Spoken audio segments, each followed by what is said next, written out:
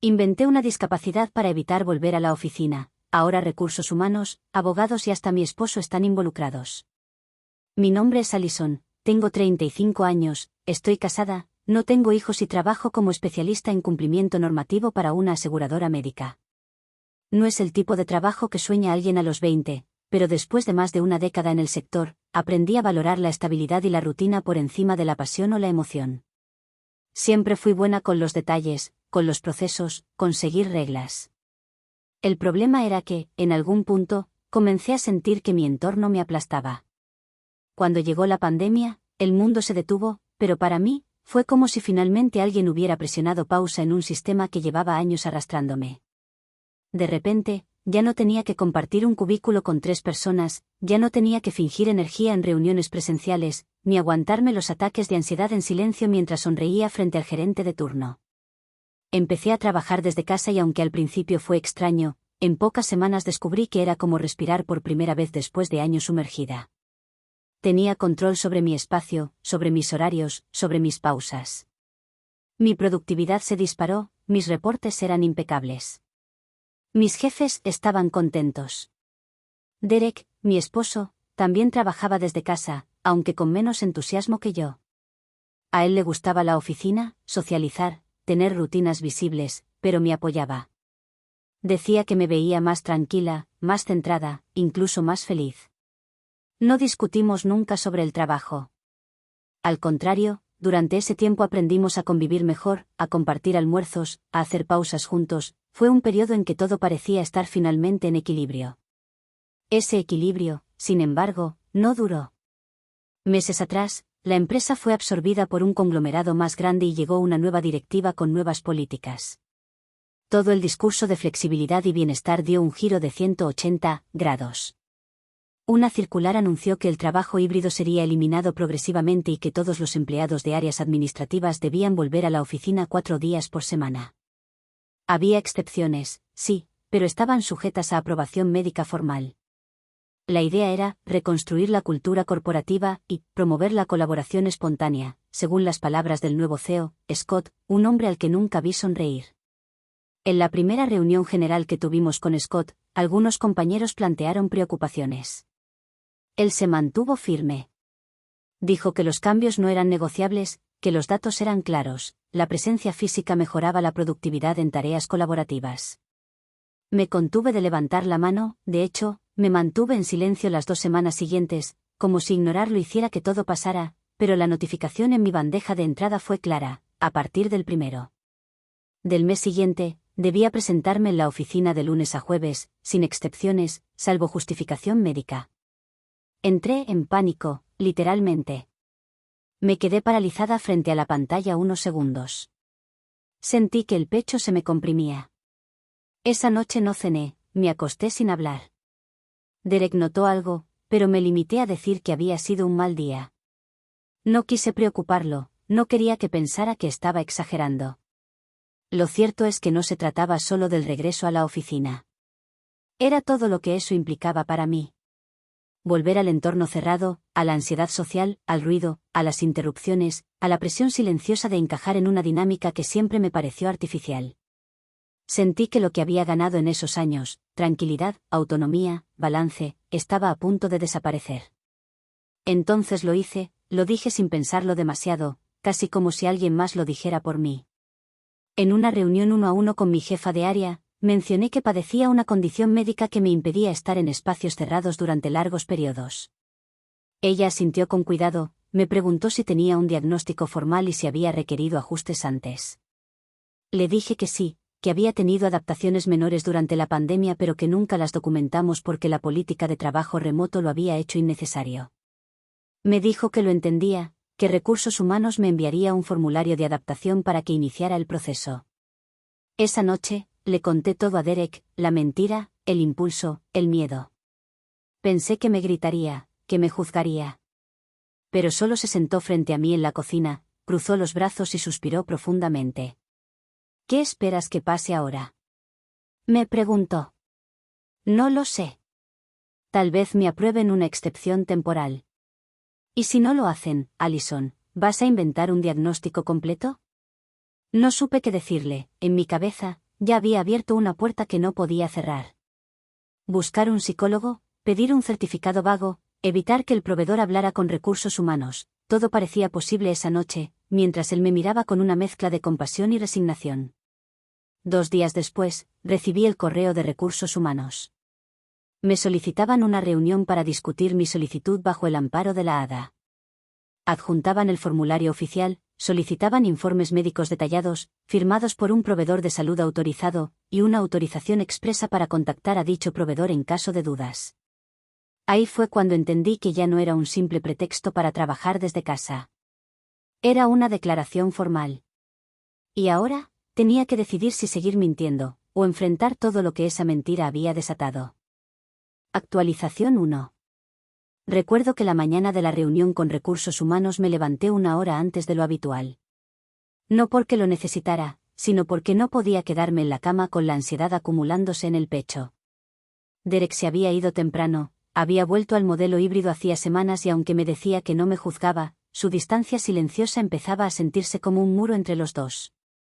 Preparé mi café sin mirar el reloj, hojeé los papeles que había descargado de internet con síntomas de trastornos de ansiedad relacionados con agorafobia. No me atrevía a inventar una enfermedad desde cero, así que decidí montar mi argumento sobre algo que conocía en carne propia. No mentía del todo, me decía. Solo exageraba, amplificaba, daba forma a algo difuso. La reunión fue con una representante de recursos humanos llamada Melanie y una coordinadora del área legal, Lauren. No me esperé la presencia de esta última, y su rostro serio, de expresión medida, me dio un primer indicio de que esto era más serio de lo que había imaginado. Gracias por conectarte, Allison, dijo Melanie, con esa voz de amabilidad corporativa que nunca sabe si es sincera o entrenada. Queríamos conversar contigo directamente para aclarar un par de cosas antes de seguir con el proceso. Asentí. Tenía la cámara encendida, aunque mi expresión no revelaba nada. Años de juntas virtuales me habían enseñado a mantener una cara neutra. Recibimos tu formulario inicial y entendemos que estás solicitando una adaptación bajo la ADA, continuó Lauren. Para avanzar, necesitamos documentación médica que describa tu condición, cuándo fue diagnosticada, cómo afecta tus funciones laborales esenciales, y qué adaptaciones específicas estás solicitando. Sabía que dirían eso, ya lo había leído. Aún así, sentí que el calor me subía por la nuca. Sí, claro, estoy en proceso de contactar a mi proveedor de salud para que emita la documentación, respondí, fingiendo seguridad. ¿Tu proveedor es tu médico de cabecera o un profesional de salud mental?, preguntó Melanie. Un profesional de salud mental. He estado en tratamiento desde hace tiempo, pero no era algo que había reportado formalmente porque con la modalidad remota, nunca fue necesario, mentí, midiendo cada palabra. Entendemos. Solo como aclaración, necesitaremos una firma tuya autorizando a nuestro equipo a contactar a ese profesional, en caso de que se requiera más contexto, dijo Lauren, con una calma inquietante. Lo entiendo. Nos despidieron con cordialidad. 43 minutos duró la reunión.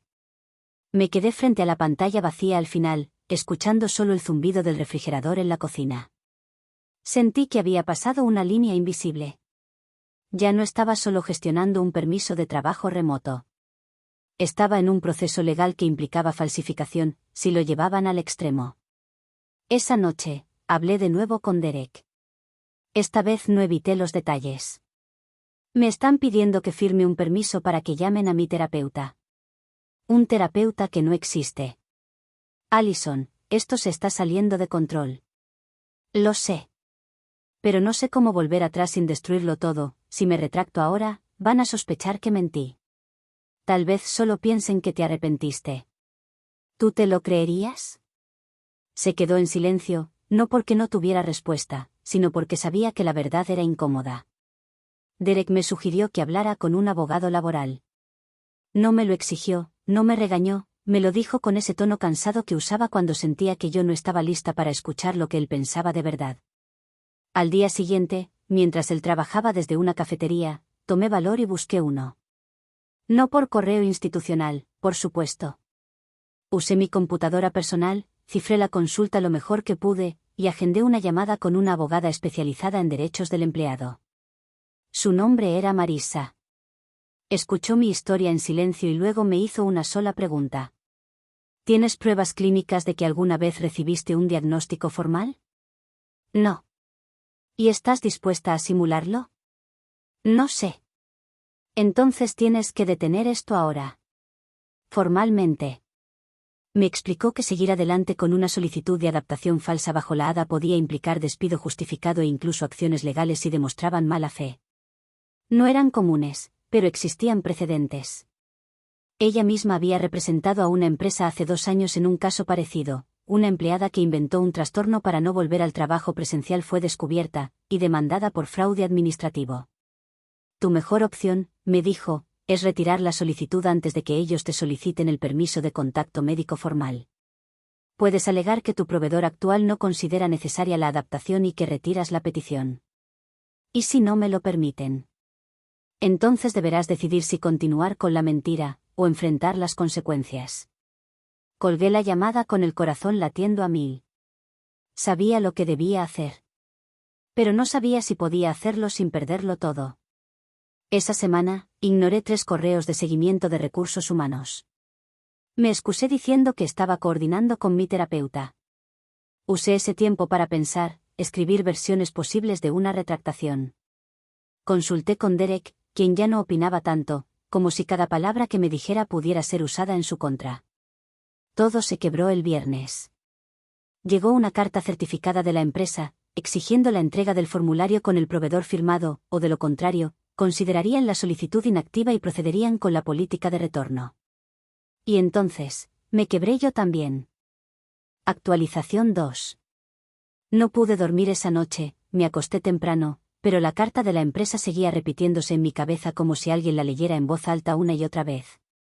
Cada frase tenía un peso específico. Procederemos con la política de retorno. Consideraremos la solicitud inactiva. No era una amenaza explícita, pero conocía el lenguaje corporativo lo suficiente como para saber qué significaba. Están listos para actuar. A las 6 de la mañana me levanté sin haber conciliado el sueño. Preparé café, pero no lo tomé. Me senté frente a la laptop y abrí el borrador que había comenzado con una intención de retractación que no sonara sospechosa. Cada vez que lo leía me parecía más absurdo. ¿Quién cree de verdad que una persona puede pedir una adaptación médica bajo la ADA y luego, de un día para otro, decir que su terapeuta ya no lo considera necesario, sin adjuntar nada, sin explicaciones? A las 8, Derek salió de la habitación con su laptop bajo el brazo. Me miró sin decir nada y se fue directamente a trabajar a la sala, como había estado haciendo las últimas semanas. Nuestro departamento no era grande, así que la distancia física apenas mitigaba la tensión emocional. Me conecté al correo. Respondí finalmente. Estimada Melanie. Luego de consultar con mi proveedor de salud mental, y considerando mis actuales condiciones, he decidido retirar la solicitud de adaptación. Entiendo que esto reactiva la política de retorno presencial, y estoy dispuesta a colaborar en lo necesario para coordinar esa transición. Agradezco su comprensión y apoyo. Allison. Lo leí 5 veces antes de enviarlo. No adjunté nada. No ofrecí explicaciones adicionales. No firmé ningún formulario. Era lo mejor que podía hacer sin caer en una contradicción evidente. Marisa, la abogada, me había dicho que en muchos casos las empresas preferían cerrar discretamente este tipo de incidentes, siempre que no se convirtieran en un problema de cumplimiento o reputacional. 3 días después, recibí una respuesta. Hola Allison. Gracias por tu actualización. Coordinaremos con tu gerente para agendar tu reingreso presencial en los próximos días. Nos alegra saber que estás en mejor estado. Si en el futuro necesitas discutir cualquier adaptación, no dudes en contactarnos. Saludos cordiales. Melanie. No hubo investigación. No hubo represalias inmediatas. Fue casi decepcionante lo rápido que decidieron cerrar el tema. Como si hubieran sabido todo el tiempo que mentía, pero les resultara más fácil ignorarlo. La reunión con mi gerente, Sean, fue igual de formal. Me dio la bienvenida, me preguntó si necesitaba apoyo con el reingreso, y me indicó que me presentara en la oficina el lunes siguiente. No mencionó la solicitud, ni los correos, ni la carta. Me trató como si nada hubiera pasado. Pero lo noté en su mirada, la distancia. Regresar a la oficina fue más difícil de lo que imaginé. No porque tuviera ansiedad social o agorafobia, eso era parte del problema, después de todo, sino porque ahora todos los espacios se sentían distintos. Cargaban el peso del silencio, de las cosas que se habían dicho y las que no. Nadie me hizo preguntas directas, pero los gestos, las miradas, los comentarios indirectos me decían que sabían algo. O que al menos sospechaban. Una semana después, Loren, la coordinadora legal, me pidió una reunión privada. Pensé que el tema había muerto, pero no. Solo queríamos asegurarnos de que estás bien, Allison. Y recordarte que todas las solicitudes bajo la ADA quedan registradas y pueden ser revisadas por nuestro comité de cumplimiento, especialmente si hay reportes o cuestionamientos externos. ¿Externos? Pregunté, sintiendo un nudo en el estómago. Clientes, equipos asociados, incluso pares. Nada formal, pero cuando alguien se aparta de la presencialidad por temas de salud mental, es importante que todos estemos alineados en cuanto a transparencia. Sabía a lo que se refería. Había rumores y esos rumores eran suficientes para activar una revisión interna, incluso si no era oficialmente una investigación. Derek, por su parte, había dejado de opinar. Ya no me preguntaba cómo iba todo. No me decía qué pensaba de mi regreso. Lo único que me dijo una noche, mientras lavaba los platos, fue: no sé si esto te está saliendo bien o si solo estás sobreviviendo. Y tenía razón. Sobrevivía. A cada reunión, cada mirada, cada archivo compartido con personas que antes me respetaban y que ahora, con suerte, me toleraban. La bomba cayó al mes siguiente.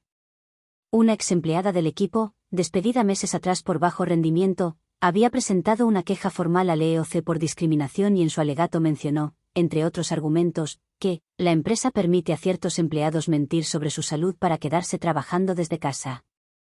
No dio nombres, pero el caso puso a la empresa en el radar y ahora Recursos Humanos sí tenía que documentar todo. Incluido lo mío. Fui llamada a una entrevista formal con el equipo legal. Esta vez con un abogado externo, y con mi gerente presente. Ya no era una conversación informal. Era una revisión de cumplimiento y aunque no dijeron que mi trabajo estaba en riesgo, se sentía en el aire que algo podía romperse de forma definitiva. Hablé con Marisa de nuevo. Le conté todo, me pidió una cosa: no negar nada si me lo preguntaban directamente. Puedes matizar, puedes evitar exagerar, pero si te preguntan de forma directa, ¿mentiste en tu solicitud?, no lo niegues. Una mentira durante una revisión formal es mucho peor que la mentira inicial.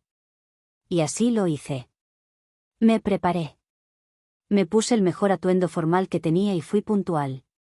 Entré a la sala de reuniones con la misma serenidad fingida con la que años atrás había hecho entrevistas y cuando el abogado externo me preguntó: ¿hubo alguna parte de su solicitud original que no fuera precisa o completamente verdadera? Respiré hondo y dije: sí. No fui completamente honesta respecto a mi diagnóstico. Exageré mis síntomas para mantener el trabajo remoto. No hubo sorpresa. Nadie levantó la voz. Nadie me acusó. Solo asentimientos, notas en laptops, y una promesa: te contactaremos una vez se revise toda la documentación. Salí de allí sintiéndome menos culpable, pero más vulnerable. No había más escudos. Cuando regresé a casa, Derek me abrazó. No me dijo que todo estaría bien. Solo me abrazó. Y eso, por ese momento, fue suficiente. Actualización 3. Pasaron 2 semanas desde la entrevista con el abogado de cumplimiento. Fueron 14 días de espera silenciosa, donde todo lo que hacía se sentía como un ensayo para algo mayor. Cada correo que recibía con el asunto HR Follow-up me provocaba una descarga en el pecho. Pero ninguno era el mensaje definitivo. Mientras tanto, seguía yendo a la oficina, intentando mantener la compostura, cumpliendo con los entregables, asistiendo a reuniones donde la gente evitaba pronunciar mi nombre directamente o me llamaba solo cuando era estrictamente necesario. Durante ese tiempo, Derek y yo tuvimos muchas conversaciones. Algunas tranquilas, otras no tanto. Yo me abrí como no lo había hecho antes. Le hablé de la ansiedad que sentía desde hace años, de la presión de tener que ser funcional todo el tiempo, de la culpa por sentirme saturada sin una razón médica concreta que lo justificara. No necesitabas justificarlo médicamente, Ali, me dijo una noche mientras cenábamos lo que habíamos cocinado. Si me hubieras dicho que estabas al límite, que no podías más, no necesitabas inventar un diagnóstico. Te habría entendido. Sí. Incluso si eso significaba que todo el peso financiero caía sobre ti. Sí. Porque me habría preocupado por ti antes que por el dinero. Lo que no puedo entender es por qué te fue más fácil mentirle a recursos humanos que hablar conmigo. Esa pregunta me rompió más que cualquier otra cosa. ¿Por qué no tenía una respuesta clara? No sabía en qué punto dejé de confiar en que él podía entenderlo. Tal vez nunca confié del todo, tal vez la idea de ser vulnerable con la empresa era más fácil que serlo con él, porque con la empresa no había afecto de por medio. El viernes llegó el correo que había estado esperando. Estimada Allison. Tras la revisión del caso, y considerando tu declaración voluntaria durante la entrevista, la compañía ha decidido no proceder con una acción disciplinaria formal. Sin embargo, quedará asentado en tu expediente interno que hubo una falta de precisión en una solicitud protegida por ley, lo cual se considerará en futuras revisiones de desempeño y promoción. Te pedimos que participes en un programa interno de entrenamiento sobre ética corporativa y manejo de situaciones sensibles, y que firmes el nuevo código de conducta. Atentamente. Recursos humanos. No me despidieron, ni me pusieron en probación. Pero el mensaje era claro, esto no iba a olvidarse. Dentro de todo, esto era lo menos malo. Firmé lo que me enviaron. Asistí a las sesiones. Respondí todas las preguntas de los talleres como una alumna modelo. Incluso levanté la mano para dar ejemplos sobre situaciones grises en ambientes de presión. Me convertí en el caso vivo del daño que puede causar una mentira administrativa, aunque las intenciones fueran emocionales. Lo que no esperaba era que todo eso tuviera una consecuencia más profunda a nivel interno. A las pocas semanas, 2 personas del equipo legal me escribieron por separado. No para sancionarme, sino para preguntarme si estaría interesada en participar en una mesa redonda interna sobre salud mental en ambientes laborales. Queremos que haya una voz real, me dijo una de ellas. No una historia perfecta, sino una historia honesta, con errores y consecuencias, pero con voluntad de mejora. No supe qué responder. Parte de mí se sentía expuesta, como si aceptar implicara seguir llevándome una marca en la frente. Pero también entendí que si no hablábamos de estos temas de verdad, sin glorificarlos ni barrerlos debajo del escritorio, entonces otras personas seguirían el mismo camino, el del silencio o el de la exageración, solo para proteger sus espacios mentales. Acepté. Conté mi historia en una videollamada interna, sin decir que mentí, pero dejando claro que no todo en la salud mental tiene que caber en un formulario médico. Que muchas veces la ansiedad no se presenta con certificado, sino con una necesidad legítima de respirar diferente. Meses después, Derek y yo decidimos tomar terapia de pareja. No porque estuviéramos al borde del colapso, sino porque reconocimos que había cosas que ninguno de los dos sabía decir en voz alta. Cosas que se atascaban en la rutina, en el miedo, en el deber. No fue fácil. A veces, después de cada sesión, pasábamos horas sin hablarnos. Pero luego empezamos a escucharnos mejor. Un día, en medio de una caminata silenciosa por el parque, me detuve y le dije: no quiero volver a mentir nunca más, ni en el trabajo, ni contigo. Él me miró, con expresión seria. Eso no significa que todo lo vas a poder contar siempre, Ali. A veces uno no tiene las palabras. Pero si no puedes decirlo, al menos no inventes otra historia. Asentí, porque sí, eso también era parte del acuerdo. Hoy sigo trabajando en la misma empresa, pero desde una posición diferente. Ya no aspiro a ascensos, ni a impresionar con métricas. Ahora solo quiero hacer bien mi trabajo, tener espacio para mí misma, y vivir en paz con lo que soy, incluso si eso no encaja en los casilleros de productividad ideal. Lo que más me costó aceptar es que la verdad, incluso dicha a destiempo, tiene valor. A veces no repara todo. Pero sí da una nueva base para reconstruir lo que parecía perdido. Y eso, para mí, fue suficiente. Para seguir disfrutando de historias como esta, recuerda, suscribirte, darle like a este vídeo, comentar y compartir.